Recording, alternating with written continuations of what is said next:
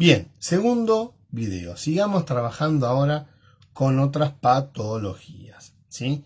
Comencemos entonces a trabajar con las patologías, ¿sí? ¿De qué? Síndrome de Guest, TDAH y retraso madurativo. ¿Se acuerdan que las mencionamos ya cuando arrancó la clase? Dijimos primer video, TGD, TEA, fuimos enumerando síndrome de Down, espina bífida, y ahora en el segundo video vamos a trabajar con síndrome de Guest, TDAH, también dicho TDHA, o mal dicho TDHA, sí, pero TDAH y retraso madurativo. Son las tres patologías que comenzaremos a desarrollar en este momento. Comencemos entonces con el síndrome de Guest, o West, también como se lo conoce, o también conocido como espasmos infantiles, ¿sí? Esta idea de espasmos infantiles es otra manera de conocer a esta patología. El síndrome de Guest, ¿sí? Es un trastorno poco frecuente, esto hay que tenerlo en cuenta. Anteriormente vimos tres patologías muy frecuentes o bastante frecuentes. El síndrome de Guest es un trastorno poco frecuente, pero sí se suele ver.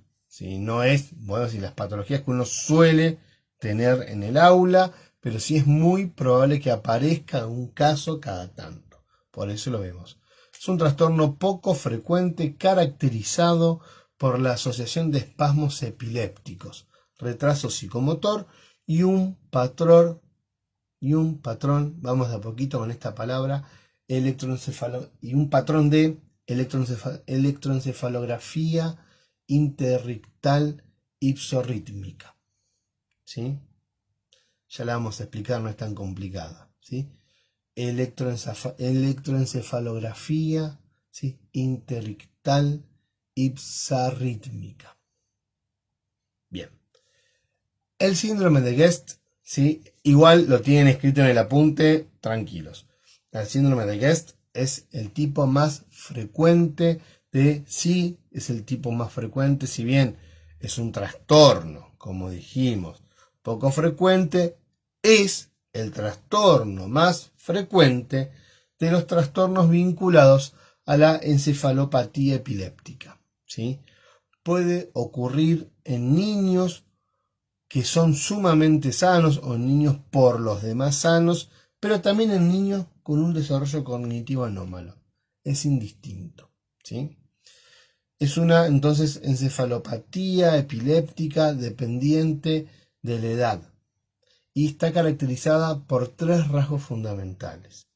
Digo dependiente de la edad porque estamos hablando de niños, ¿sí? Está caracterizada por tres rasgos fundamentales, ¿sí?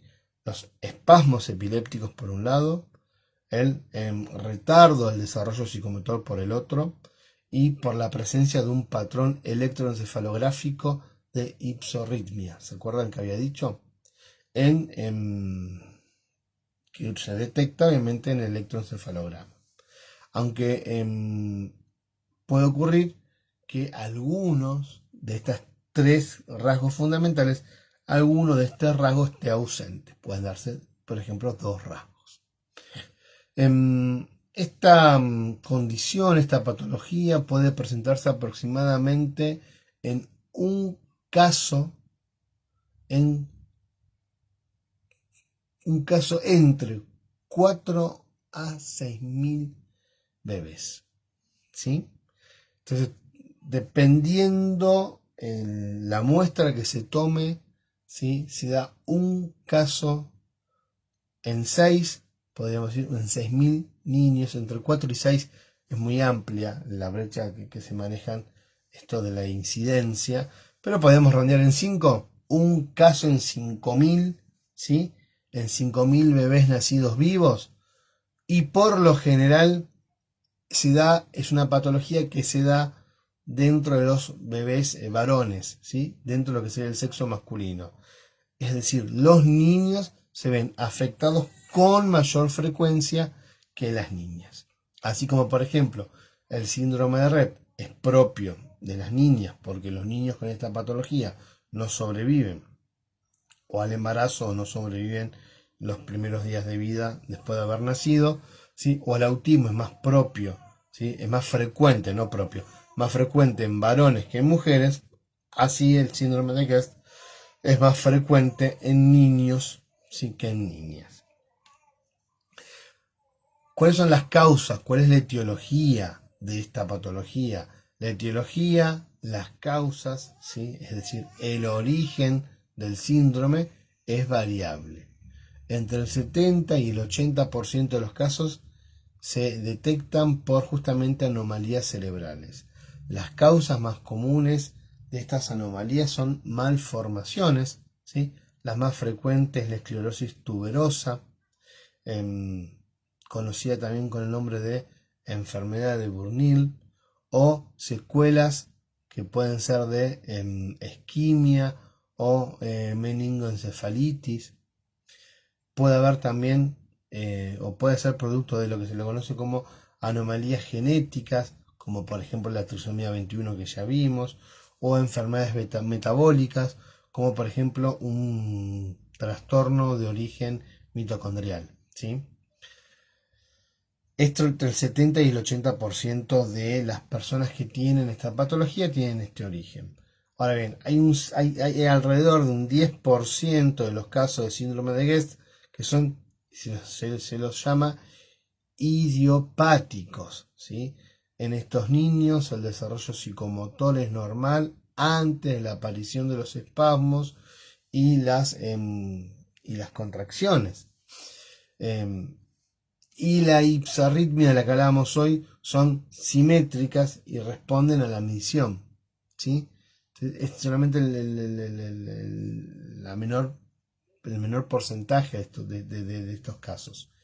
Y después entre el 10 y el 20% de los casos, si los que quedan, o de los casos restantes, son criptogénicos y probablemente estén asociados justamente a algún tipo de anomalía que todavía no se hayan podido detectar. Bien, punto. Me parece interesante por ahí ver cómo podemos abordar el cómo trabajar diferentes áreas, ¿sí? Como acompañantes externos nosotros de un paciente dentro de una escuela que tiene este paciente síndrome de Guest, teniendo en cuenta cualquier herramienta. Yo hoy acá les traigo el ejemplo de la música. Podemos utilizar cualquier herramienta que nos parezca pertinente y además de interés de este niño, ¿sí? Por ejemplo, a ver, ¿cómo podemos trabajar las diferentes áreas? ¿Cuáles son las diferentes áreas en esta patología? El área vincular, ¿sí? O social, la afectiva emocional, la cognitiva y la psicomotriz. Bueno, ¿cómo podemos trabajar con esta herramienta que es música? A ver, por un lado, área afectiva emocional a través de la música. La música es un lenguaje que permite a personas con diferentes tipos de dificultades expresar las vivencias de su mundo interno, ¿sí? Es un lenguaje que permite justamente representar estos sentimientos, estas sensaciones y estas emociones que muchas veces no logran ser canalizadas por el sendero de la palabra hablada. Dificultades en la comunicación verbal, ¿sí? Entonces es importante encontrar una vía de expresión más, una vía de expresión posible y accesible, como por ejemplo la música. Esto va a permitir que se fortalezca la autoestima y además permite el desarrollo de factores personales, se dice salugénicos, que tengan que ver con la salud. Esto en relación al área afectiva emocional. ¿Qué pasa, por ejemplo, con el área social vincular? Bueno, damos música, ¿cómo trabajamos con la música? El área social vincular. Bueno, por ejemplo, participar de experiencias musicales compartidas refleja las formas que las personas tienen de relacionarse, de posicionarse, de comunicarse con los otros y a la vez permite la asunción y la experimentación de diferentes roles. Pensemos qué nos pasa a nosotros cuando vamos a un recital, o si es que vamos a un recital, o si nos juntamos con amigos a escuchar música en casa, o si escucho música con mi señora o con un hijo. ¿Qué nos pasa a nosotros desde lo vincular? ¿Logramos vincularnos con los demás desde ahí? Bailamos, nos bailamos, cantamos, nos abrazamos, nos emocionamos. ¿Qué pasa? ¿Qué me pasa con el otro a través de la música? ¿Sí? Ahora, personas con dificultades en la comunicación pueden encontrar justamente en estas experiencias una forma accesible de intercambio e interacción y a través de la cual además pueden desarrollar nuevas posibilidades comunicativas. ¿Y sí? Cómo podemos desarrollar el área vincular social a través de la música. ¿Qué pasa con el área cognitiva? A ver, la experiencia de escuchar cómo de producir música y sonidos, la experiencia de escuchar cómo de producir, no solamente la escucha, la producción también de música y sonidos, pone en juego y permite estimular diferentes capacidades cognitivas, como por ejemplo concentración, capacidad atencional, memoria, habilidades organizacionales, esto de secuenciales y simultáneas además, percepción y discriminación, capacidad de representación simbólica, ideación, imaginación, creatividad. Miren todo lo que podemos trabajar dentro del área cognitiva con la música. Por último, y para ir terminando, el síndrome de Guest, el área psicomotriz. ¿Sí? A ver, tanto la producción como la percepción musical atraviesan el cuerpo, ponen en juego su sensorialidad, involucran al movimiento y además accionan las posibilidades expresivas y receptivas del sujeto. En este campo es posible trabajar estimulación sensoperceptiva, exploración, despliegue de las posibilidades de movimiento, ritmo, coordinación, relajación, expresión corporal, expresión gestual, actitud, todo lo que podemos trabajar desde la música.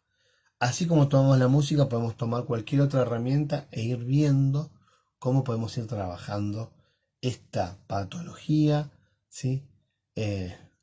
Trabajando en las diferentes áreas. Bien. TDAH. ¿Sí? Dijimos a veces mal llamado TDAH. TDAH. Bien.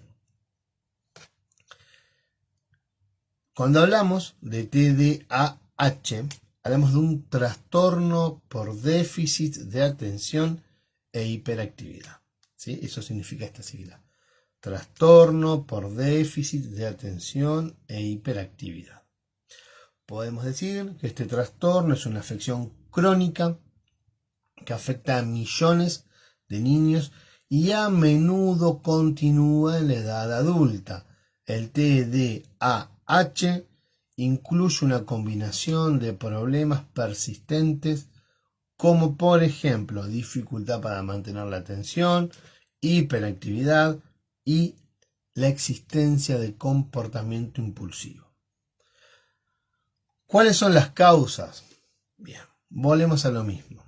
Aunque la causa exacta del TDAH no está clara, las investigaciones siguen continuando para ver cuál es el origen de esta patología. Los factores que pueden estar involucrados en el desarrollo de esta patología incluyen la genética, el medio ambiente o problemas con el sistema nervioso central en momentos clave del desarrollo. ¿Sí?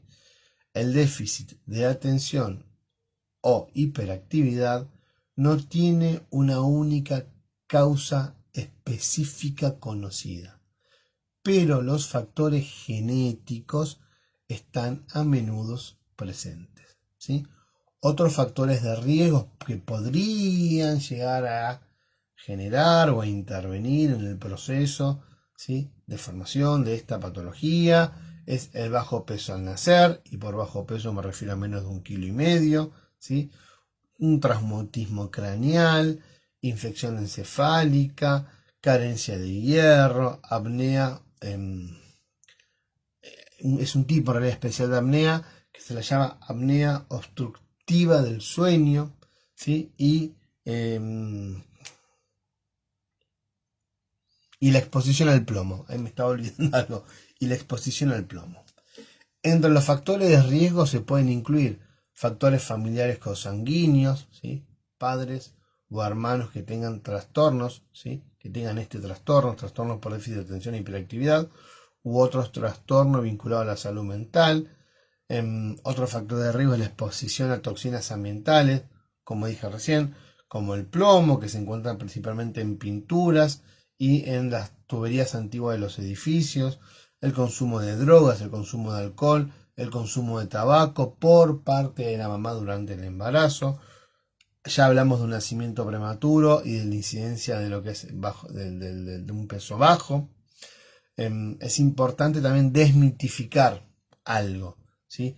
Popularmente se sospecha que el consumo de azúcar causa hiperactividad. La realidad es que no hay pruebas confiables que confirmen esto, ¿sí? Vamos a desmitificar. El niño está así porque se comió una cucharada de azúcar, porque se comió un chocolate, porque se comió unos caramelos y tiene una hiperactividad. Mito. Mito, realidad, mito. Al día de hoy, mito. No hay pruebas confiables que confirmen esto. Atenti. ¿Sí? Atenti. De noche se vuelve hiperactivo porque se comió 2 facturas. Atenti. ¿Sí? Muchos problemas en la niñez pueden llevar a que se presenten dificultades para mantener la atención, pero eso no es lo mismo que padecer el trastorno por déficit de atención e hiperactividad. Esto es un trastorno, tiene que estar diagnosticado, ¿sí? Que a un niño le cueste prestar atención no quiere decir que tenga TDAH, ¿sí? Bien. ¿Cuáles son los síntomas y los tipos de esta patología? Las características principales de este trastorno incluyen la falta de atención, el comportamiento hiperactivo y el comportamiento impulsivo. Los síntomas de este trastorno comienzan antes de los 12 años de edad y en algunos niños se nota a partir de los 3 años, ¿sí? Entre los 3 y los 12 años comienza a desarrollarse comienzan a manifestarse los síntomas de esta patología. Estos síntomas pueden ser leves, pueden ser moderados, pueden ser graves y pueden continuar hasta la edad adulta. Este trastorno ocurre con frecuencia más en hombres que en mujeres. No quiere decir que no se dé en mujeres, sí se da, es más frecuente en hombres. Existen 3 tipos de subtipos, valga la redundancia, dentro de este trastorno, ¿sí? Es la falta de atención, la conducta por un lado, por otro lado, el TDAH de conducta hiperactiva e impulsiva y el TDAH combinado. Falta de atención. Un niño que manifiesta un patrón de falta de atención presenta las siguientes características. Atentos. Estoy como acelerado, me estoy dando cuenta. Un niño con falta de atención no es capaz de prestar atención minuciosa a los detalles o comete errores por descuido en los trabajos escolares, por ejemplo. Les cuesta permanecer concentrado en tareas o en juegos. Parecen no escuchar. Incluso cuando se le habla directamente parecieran escuchar. Uno dice, ¿se está haciendo el sordo? No. Si tiene TDAH, no se está haciendo el sordo, ¿sí? Pero parecieran no escuchar.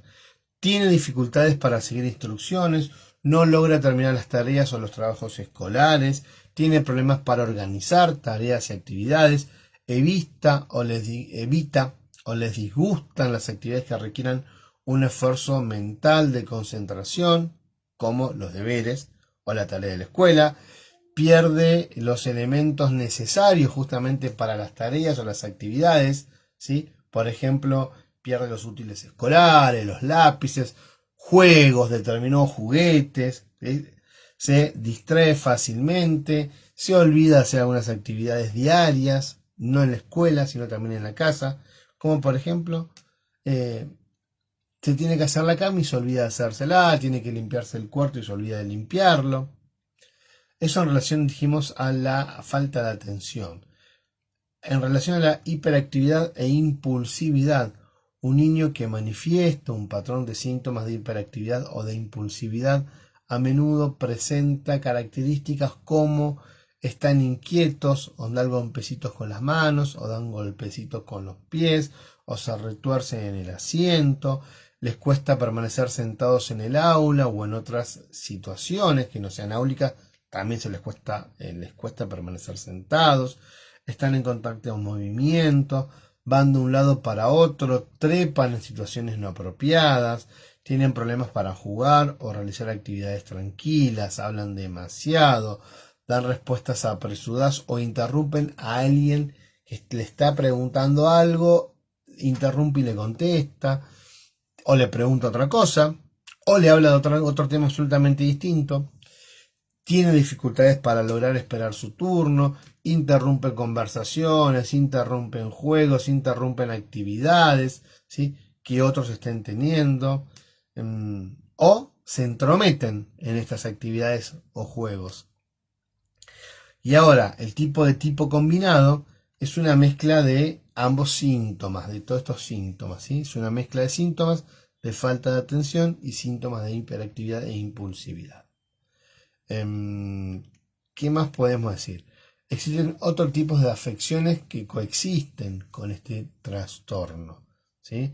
Los niños que tengan TDAH son más propensos que otros a tener, por ejemplo, trastornos de oposición desafiante, trastornos de conducta, trastornos de regulación disruptiva del estado del ánimo, discapacidades en el aprendizaje, trastornos para abuso de sustancias, trastornos de ansiedad, los famosos TOC, trastornos obsesivo-compulsivos, trastornos de estados de ánimo como la depresión o el trastorno bipolar, trastorno del espectro autista, ¿sí? El síndrome de Tourette o tic nervioso, dijimos, son más propensos que otros. No quiere decir que las personas que tengan trastornos de atención, ¿sí?, e hiperactividad tengan estas patologías o estos trastornos que acabamos de mencionar. Ya para ir cerrando, en la última patología, la de retraso madurativo. Bien, llegamos a la última patología de la clase de hoy, retraso madurativo. El término de retraso madurativo se utiliza en los casos en que los niños no tienen las principales características de los niños de su misma edad, ¿sí? De esta forma, esta enfermedad afecta a diferentes aspectos como el uso del habla, la motricidad, la socialización y el desarrollo cognitivo.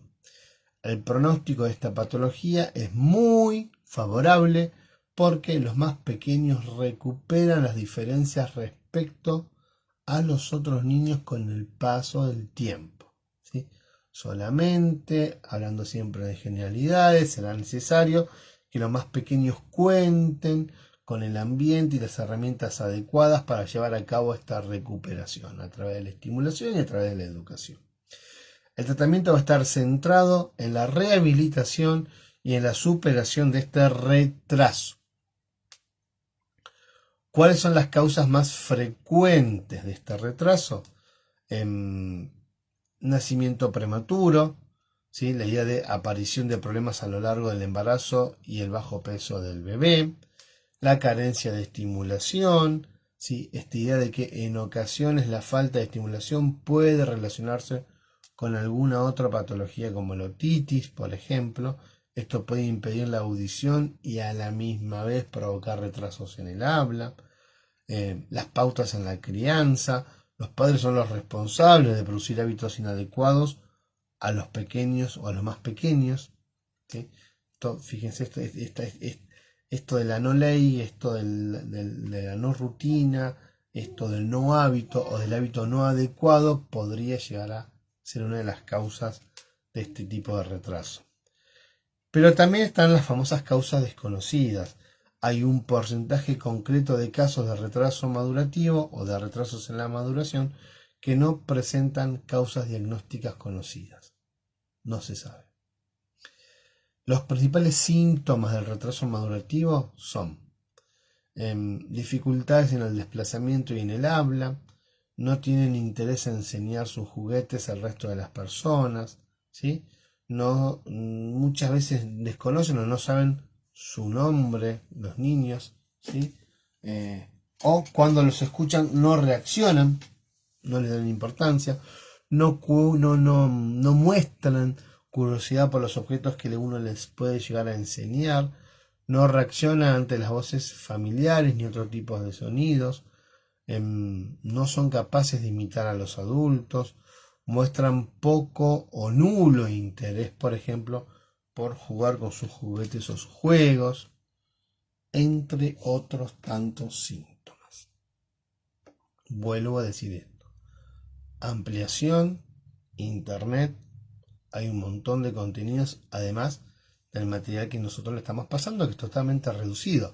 Si bien son alrededor de 20 y pico de páginas, hay investigaciones o libros enteros desarrollados de cada una de estas patologías. Por lo tanto, las 20 y tantas páginas son nada al lado de lo que uno puede encontrar en relación a cada una de estas patologías.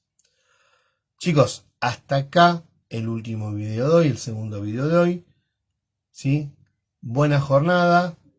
Vayan preparando los trabajos. Nos estamos viendo en la próxima clase.